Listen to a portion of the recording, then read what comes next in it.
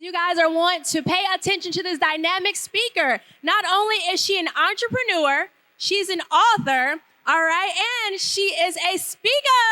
And also she is the CEO and founder of Dance Breeze Place. Please clap your hands for Brianna Hairlson. Woo! Thank you. Am I on? Can you hear me? Thank you, Sharbria, for that awesome introduction. In this capacity, I'll be talking to my business owners.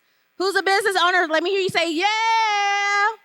All right, so we'll be talking about grant writing. Who needs money for their business? Say, yeah.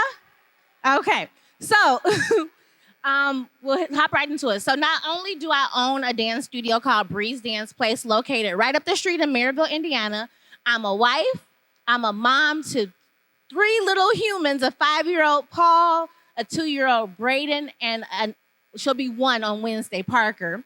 But I'll tell you a little bit about my story. So I am from this area, born and raised in Maryville. My father worked in the steel mill. My mother worked in the school system. But I wanted to go to Howard University. At that time, Howard was about maybe $12,000 a semester. I told my parents, if you can help me this first year, then you'll never have to help me again, right? So what I did was I applied to so many scholarships that I ended up living on scholarships, graduating debt-free, and having more than enough money to live in DC. And so with that exposure, when the pandemic hit and my dance studio was only open for 5 months, God told me, like, stop tripping, girl. You know what to do. So I started applying for grants. And by November of 2020, our business had received about $60,000 in grants. And I'm a for-profit business. I'm not a nonprofit. To date, we're at about $175,000 in grants and services with more things on the horizon, and I'll talk about that a little bit. Right now, I am a full-time entrepreneur, so I own Breeze Dance Place, and then I do consulting and business advising through my business, Brianna Hairlson, LLC. Also an author, and I have a documentary out on our business called Road to Rise through Comcast Rise. So I'll be talking about different opportunities. Don't pass anything by. By you being here in this room today, hopefully you'll get some nuggets that will elevate your business and take you to the next level. All right, so that number is inaccurate. It's over 175,000, but these are just some of the people who have awarded me grants. So you see Beyonce's Foundation, Be Good, Facebook, the NAACP, Spanx. And so grants are free money, right? You don't have to pay that back. So these were all either grants or services. So I'll talk about specifics in a little bit. And then also there are things called accelerators, right? So sometimes in business, by show of hands, who got into their business because it was a hobby and then you said, okay, I'm really good at this, now let me pursue it as a business. Anybody? That was me, right? So I'm a dancer, choreographer, and then I've been doing that since I was 7 years old. Okay, now let me get into business. Versus who actually did like the viability statement to see like if this is actually a good opportunity in business. I'm meeting a need. Let me research it and then go into business. Who did that? Yeah, not a lot of hands. In our community, we don't really talk about it, but people who are really successful are meeting a need. They see a problem. You know, for me, I did see the problem. And so I have a background. I went to Howard in business. So I do know that there was a problem. So for me, it was children were being sexually objectified through dance, right? So my dance studio was to meet that. So focusing on age-appropriate choreography, costumes, and music. And I've heard somebody say this, if you have a problem at a local area, you know, it solves a local problem, then you'll make local money, right? National problem, national money. Global problem, global money. So think about that when you're thinking about your business. Is this only here in this area? Can it be across the United States? Can it be across the world, okay? So the accelerators and fellowships, they will teach you the business things that sometimes you will have to pay somebody for, meaning they might bring an accountant in. I'm in like 2 accelerators. My husband tells me that I'm always accelerating, but I'm always a student and I want to learn. And then networking will open up doors sometimes that the money is great for grants, but sometimes networking will open those doors up, okay? So let's move on. Why do you need to apply for grants? Like I said before, Grants are free money. You don't have to pay it back. Prior to 2020, grants were mainly thought about for nonprofits, right? And a nonprofit does not mean that you do not make money in your business. It just means that the money stays with the business, right? You can't take an owner's draw from a nonprofit. They're to benefit the community. They have social impact. But when the pandemic happened in 2020, people saw that specifically female Black entrepreneurs were starting businesses the fastest, meaning we were starting 763 new businesses daily. We were the most founded, but the least funded. So with that and the pandemic and a she session, meaning women had to, go, they couldn't work anymore because of the children and everything. They were starting businesses. They left corporate America, all of that. Plus what happened with George Floyd, corporations started to say, okay, let's invest in these entrepreneurs, right? So that's when you see now there are grants for entrepreneurs. Mainly you see a lot geared towards women of color, but there are grants for other, races and it's a court case going on right now. So if you guys look at the Fearless Fund, that is what's happening with them. People saying that we don't want it to just be geared towards women of color, but who knows about the Fearless Fund? Who knows about what's going on right now? Okay, so the Fearless Fund is under Arian Simone, and basically it's one of the programs that I actually was a runner-up for a grant. The same thing, they saw that people were not being funded, Black women, so they wanted to do something about it. The same lawyer that overturned affirmative action now is using that as a case to go after all of these different organizations that are gearing their grant programs towards women of color. So that is an important thing. Research that, look into that, because they're doing something better for Black entrepreneurs and somebody is trying to take away the little that they're getting, okay? So I would say for grants, you're gonna get what's yours and leave nothing on the table. I have 2 stories where even in scholarships, it was not my major. I was a marketing major. It was a scholarship out there for hospitality management. That was my major before I had switched it, but I met all of the other criteria. I went ahead and I applied for that grant, and because of the good application that I had, as well as a lot of people didn't apply, I got that grant. It was a renewable grant. I think it was like $10,000 a semester, and that showed me that even in applying for that was a scholarship, even applying for grants, if you don't meet all the criteria but you're very close, I would still apply. Now, if they tell you that you need to be a man and you a woman, I wouldn't do that. But if you meet it as far as your business, you have to make a certain amount of money, I would still apply, okay? And then I say you lose 100% of the grants that you don't apply to, okay? So this is what you need to have before applying for grants. You need to be a legitimate business. You can be a sole proprietor, but you need to, if you don't do anything else, who knows what a sole proprietor is? Okay, so that means if you don't do anything else, right? You just run your business through your personal finances, you're a sole proprietor, you don't go and you don't have to file with the Secretary of State. I would not say do that, because if somebody sues you, it's no difference in your business and you, right? Most people I hear are LLCs, but you have to be a legitimate business. That means you filed with the Secretary of State, you have a legitimate business, right? You also need to go get an EIN. So that's free. Don't ever let anybody tell you that you have to pay for that. You can do that yourself. Go to irs.gov and get your EIN. Once you have your EIN, then you can open your business bank account. You should not be, no grant is going to put money in your personal bank account. You need to have a separate business bank account versus your personal bank account. And then you also need to have either social media presence or a website. I say social media presence because we're all at different places in our business.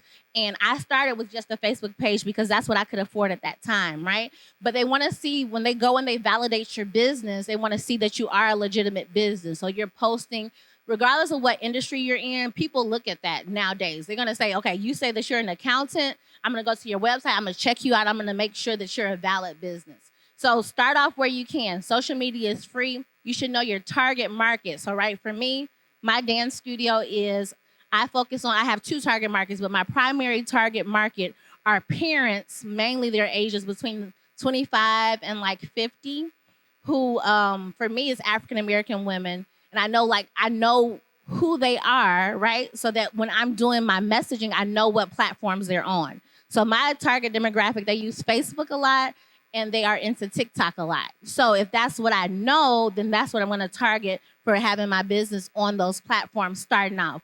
Eventually, if you're in the industry that needs a website, I would say invest in that. Websites can be cost as little as $500 to I've seen websites cost about $2,000, right? So it's really what your business can afford and where you are in business. But at least you can start with the social media page, okay? Who has social media for their business? Okay. Who has a website for their business? Okay. Website is just easier for me. I'm a dance studio. They can go in, they can register, they can do everything that they need to do. Okay. So now we're going to talk about the 5 steps for actually the grant writing process. So people will say, okay, how do you even find these grants? Like, where are they at? How do you know that it's legitimate? Those are some of the questions that I get. For me, at this point, I don't really have to even research a lot of grants. They get sent to me. But when I was starting out, what I did was I would do Google searches. And how you know it's legitimate is if you see some press behind it, right? So when you are applying for grants, it's good for you as a business to receive grants, but it's also good for the corporation who's giving those grants away because it's making them look good in your eyes, right? So Pine Sol had they gave $150,000 away to businesses 2 years in a row. So now I'm going into, Walmart or the grocery store and I'm thinking about Pine. I've never used Pine Sol, but in my mind, it's like they're doing something good. So it's always going to change their mind of the consumer. And then so you'll see some marketing behind it, doing Google searches. I also look at it a number of different ways. Local, right? So we're here in Northwest Indiana. I look at the Legacy Foundation's website, right? So those are local things that they're posting about. Sometimes they even have, I'm a part of People's Bank. That's local to here. I don't believe People's Bank is in other states, so they have a grant. So you look at the things locally, even newspaper. Look at the industries that haven't really been affected by the pandemic. They were giving out grants. So that's your research locally. For nationally, which has been what I've been kind of blessed with, you're going to actually go on those, Google them, create a separate email just for those grant notifications. So meaning a waiver grant, say for instance, you saw one, dang, you missed the deadline. You will then take your email, get on their subscription list, because when another round of funding opens up or another wave of funding opens up, then they'll email you saying, hey, another wave, so you won't miss the next one. So I have an email address just for grants for me to get notifications, right? So you know that it's legitimate is because it's some PR behind it, right? I received a $25,000 from American Express. They're going to market that. They're going to promote that. You'll see some PR around that. You know it's legitimate because for the most part, they're not going to ask you to pay. If they know that you need grants for your business, why are they asking you to pay to get this list, right? So I have, and that you shouldn't be paying $99, $125 to get a grant list. That would raise a red flag to me. Now there are maybe like 2 or 3 programs where I've paid like $19 to get into the pot. And those are legitimate. I did get a grant off of that because how their fund is they're taking all of these little $19 from everybody else, and that becomes their pot of funding that they give out. So I would really look and see like if the amount is nominal, like it's $19, $29, maybe it might be legitimate, but still see if it's some press behind it. If it's saying, and 2, once you get on those lists sometimes and you pay money for it, then people are calling you, talking about, nobody's calling you for a grant. That is not the process. When you do get awarded a grant, they will either email you, sometimes they'll Zoom you. No one has ever called me in all of the grants that I received to tell me that I got a grant.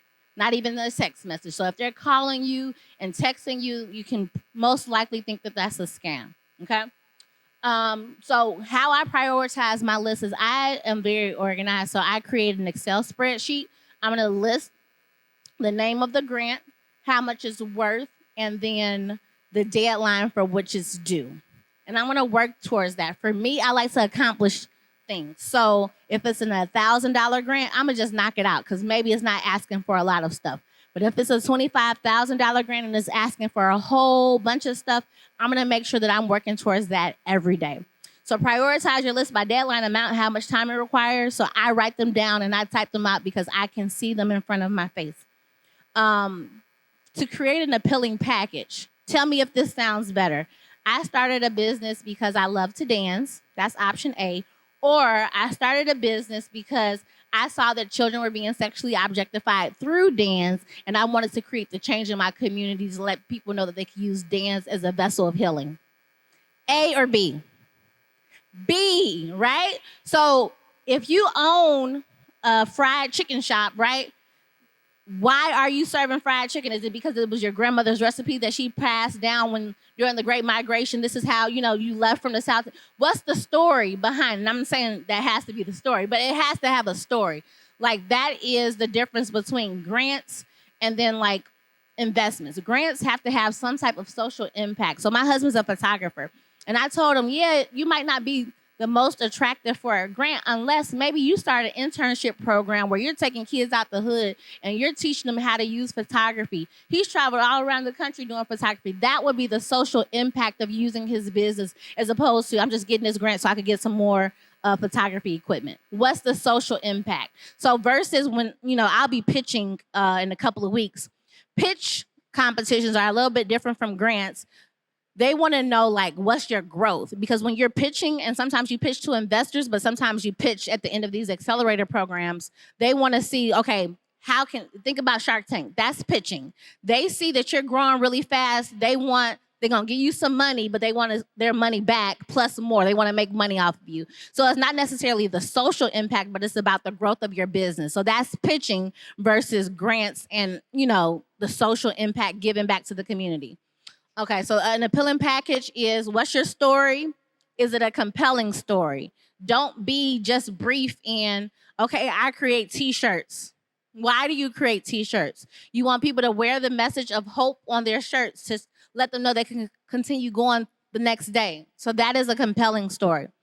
My people, your financials, that's important. It's better to have your financials in order and them not ask for them versus you not have them and they ask for them. I'm going to be honest. That's why I like the for-profit grants, right? I'm a for-profit business. Like, it's the corporations giving those grants because at the end of the day, they give the money out and they're not really asking a lot for, let me see all of your profit and loss statement, your 3 years of tax returns and all of that. But on the nonprofit side, they do ask for that. And then they ask for a budget sometimes. And sometimes the nonprofit grants do, you spend the money and then they reimburse you. But I like that corporations see at the end of the year, they can write this off that they gave to this, this small business. So that's why I like that. But you need to have your financials in order. So if you do not have money to invest in QuickBooks, or an accountant, because I know we're at different phases of our business, at least get an Excel spreadsheet, right? Excel spreadsheet, everything that you've invested in your business, meaning if you are a car detailer, right?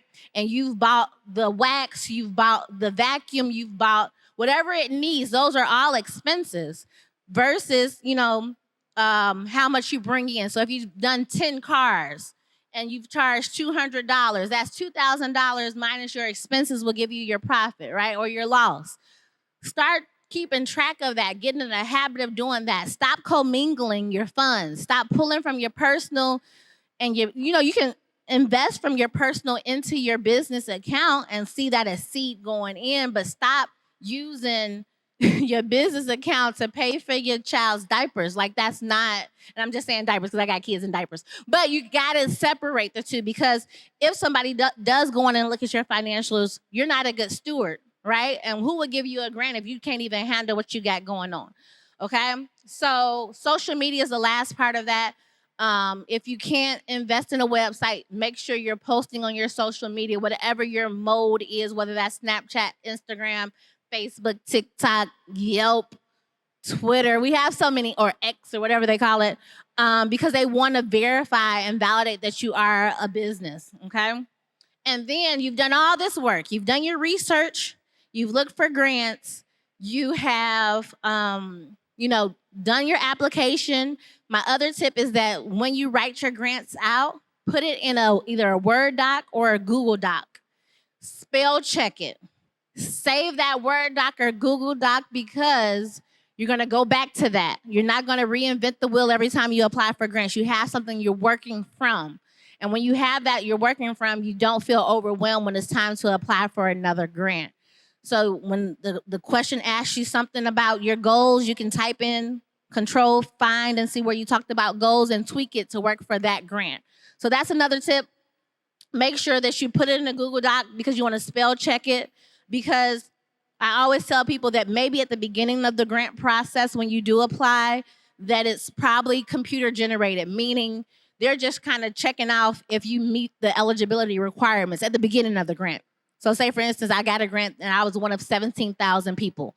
It doesn't get until physical people's hands until you're probably in the top 100.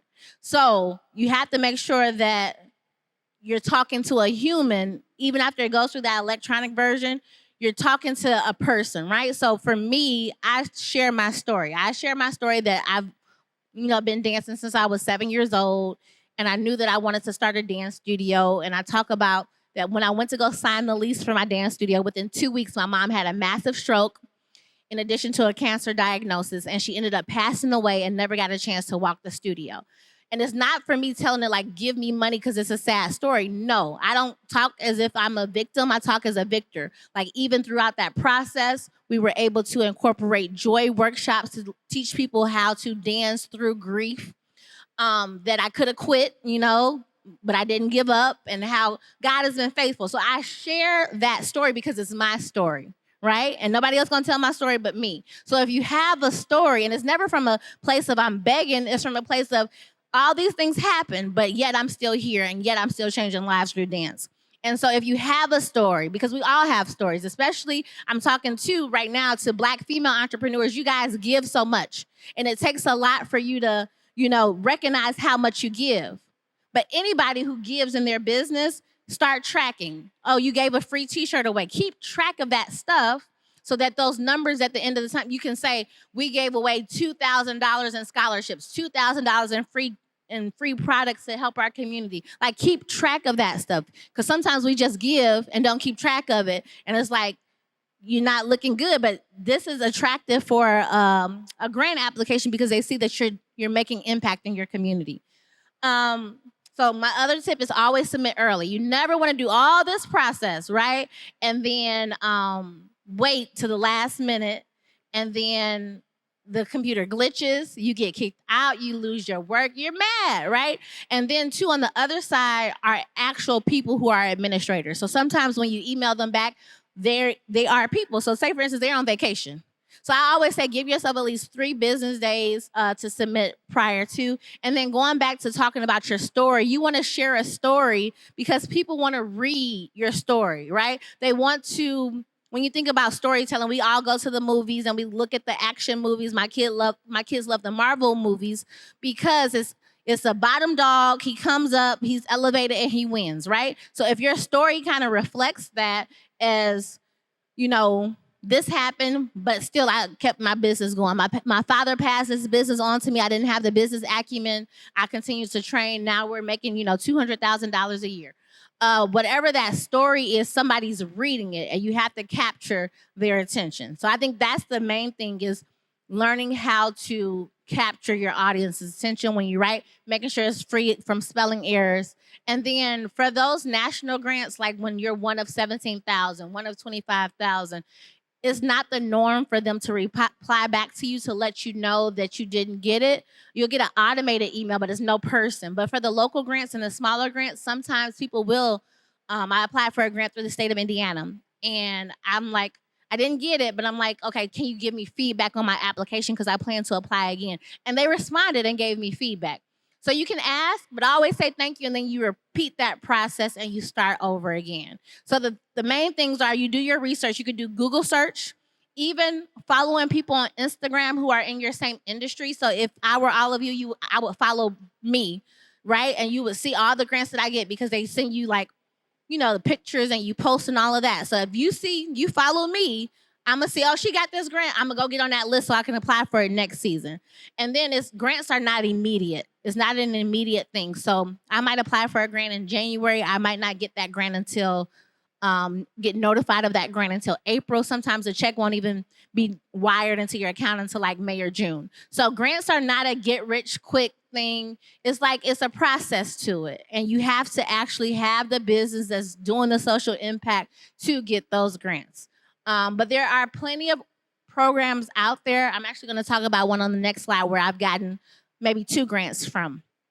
So write them down, go back to your list, take time on the ones that are the larger amounts of money so that you can make sure that you're submitting early, making sure you have a compelling statement, you have your financials in order, you have a website, you have social media. You always submit early, okay? And sometimes there are read. That's the one thing I will say too. Read. So if you go to the website, it will have the FAQs on there. It tells you sometimes about how many people they're looking for to give that grant away, the different amounts. It'll tell you actually what the criteria is. So it'll tell you like they want your mission and vision to be, it'll be 40% of this application. 20% will be your financials. 5% will be, your impact or whatever. But read. It'll tell you the deadlines. It'll tell you everything in that FAQ part. So do not read, okay? And then, so this is, I'm not actually going to be able to walk you through, but this is a website. Go ahead and take a picture of that. Hello, Alice. I've gotten a $10,000 grant from there and a $5,000 grant from there. It's a grant out there right now for $25,000. If you're in the food industry, I think it's another grant for $25,000 out there. And then this was just Entrepreneur Day with Damon John, the NAACP grant came through this. So helloalice.com, if you just go on that website and you select funding, you have to create a profile, select funding, and then it has grant options. And it's not just for women, for people of color, it's open to everyone, okay, for Hello Alice. And then if you want to stay connected with me, you can scan that QR code, or that's my website, BriannaHairlson.com, breezedanceplace.com, and that's my email. But I want to open it up. I have 10 minutes for questions. If you have any specific questions, and I guess you should need to come to this mic and say it so everybody can hear you, and then I will answer your questions. Any questions about grants, grant writing, criteria? No questions about anything? I can tell you that if you are a business owner, don't get so boggled down in the day-to-day of the business where you're not always going out and networking or being in front of people, even applying for grants and even pitching, right? If you feel like your business can't grow and you just need that support, sometimes those accelerators will help give you that support. So I'm in one accelerator right now it's called the Sky Cares through the WNBA Sky. And so I'll be pitching on November 18th in Chicago for the top prize is $30,000. So that's an opportunity. We learn about all the business basics, but then we also pitch. And then I'm also pitching in Houston, Texas that same week through the YWCA and 1863 Ventures. And they haven't told us what our top prize is there, but you guys can pitch. And that money is unrestricted funding. You can use it if you need to hire. I've hired a virtual assistant in my business to just help it grow. I've hired an operations manager. So don't feel like you have to do this all alone. There's programs out there, but you have to either invest in yourself to know how to write or invest in someone else who can do it for you.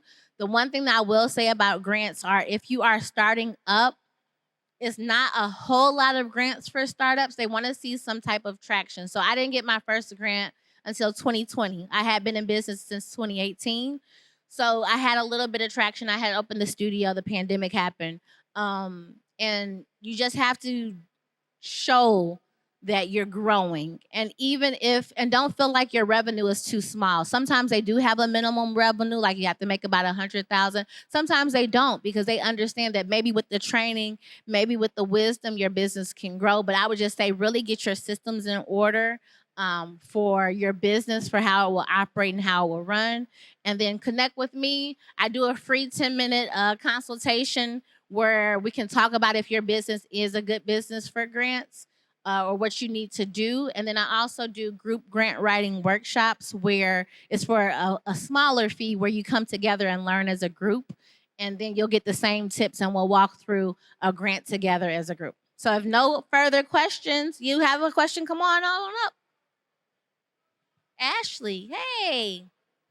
Of course I remember you. Oh. For her.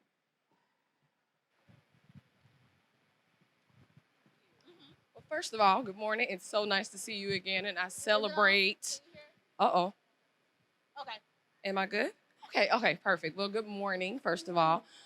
So good to see you celebrating all of your success always. I'm actually subscribed, so I keep up with all that you do. My question is in terms of accelerators. Um, what stage, I guess, in business should you be to try to, I guess, apply for an accelerator? So if I am a brand new business owner and I am legitimate and I have those things in order, should it be go after an accelerator or wait for a certain amount of time? Because I think the accelerator is great because you gain more business acumen, which I think is a great benefit. So I wasn't really sure on how I should go about that. Yep. Everybody heard her question about the accelerator? So I apply for everything. Look, I do. Every day I tell my sister I apply for everything. So even I did one that might be good for you. It's called the YWCA Breed Love. And I think their minimum, they might have a minimum for revenue, but I would still apply. Like, because it could touch somebody's, depending on what your business is and how well you write and how you respond to these questions. And then do your research, because every accelerator is different as far as this criteria for what you have to have in order to be a part. So you have to do your research to find those accelerators. But if you find a good fit and you feel like this can really help me with the business acumen, then I would apply for that. And then another plug is there are different organizations in Northwest Indiana where some of that stuff, that business acumen and that business advising is free. Okay. So SCORE SCORE. Yes. You also have the Northwest Indiana Small Business Development Center where you can meet with people for free there. So some of those things, use the free resources until you can, the accelerators are all the time, for most of the ones I've seen, are free. Okay. And they might not come with a grant on the end of it, but some of them do. Okay. And some of them are virtual. Most of them are virtual now, but there are a few in person. Think about Goldman Sachs has a 10,000 people in business program. There's so many out there, right? But you just have to do the research to see what's a good fit for you. But I would say apply. Okay. Apply. Thank you. I appreciate that advice. Thank you. Anyone else? All right. Well, thank you all. Give her a hand. Wait, Brianna, I have a special gift for you. Yes, I hope you like popcorn. If not, I'll eat her popcorn, okay? Yes, special gift from Chicagoland Popcorn for our speaker. Thank you. Give her a hand. Come on, you can do better than that. Give her a hand. Amazing. Thank you so much. Hopefully you will tap into, she has so many resources and so much knowledge. So if you're interested in grants, she's the one to go to. So check her out.